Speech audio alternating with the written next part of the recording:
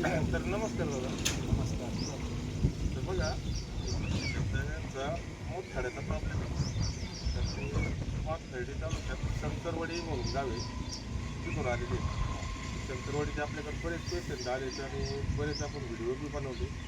आता यांच्या का मोतखड्याचा अनुभव नसताना यांना बहुतेक का नाही. घेतलेलं कोणला नाही. यांच्या गावात फक्त मुळ्याचे भरपूर पेशंट आपल्या औषधाने बरं झाले. तर त्यांचा मोतखड्याचा प्रॉब्लेम आहे, त्याच्यामुळे मोतखडा बी एकदम क्लिअर होईल.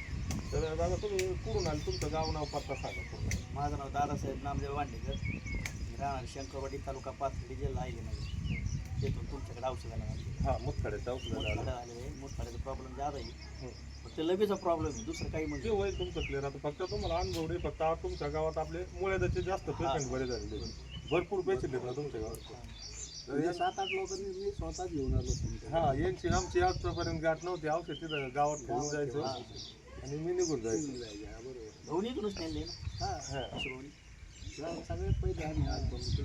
तर तुमच्या गावात साधारण आपले किती पेशंट असतील मुळ्याचे बरे झालेले? 8-9 वर्ष एकदम क्लिअर झाले. सगळे बरे आहेत ना? 100% क्लिअर झाले. आणि शिवाय 4-5 वर्ष झाले असतील त्यांना औषध देऊन.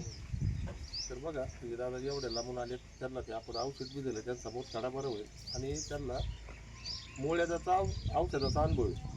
मोतखड्याचं त्याने आता पहिल्यांदाच चालवलं. हा, आमच्या गावातलं पहिलं. हां, तर बाकी भरपूर पेशंट आपले बरे झालेले. तर तेच आता तुम्ही बोला, तुमच्या गावात भरपूर पेशंट आहेत का बरे झाले? हां, तर त्यांनी त्यांच्या गावात भरपूर मुळ्याचे पेशंट आहेत. फक्त त्यांना आता मोतखड्याचं औषध पहिल्यांदाच चाललं वाटतं त्यांच्या गावात. पहिल्यांदाच पहिल्यांदाच. हां, तर बरं लागेल, काय अडचण नाही यायची. औषध आली तर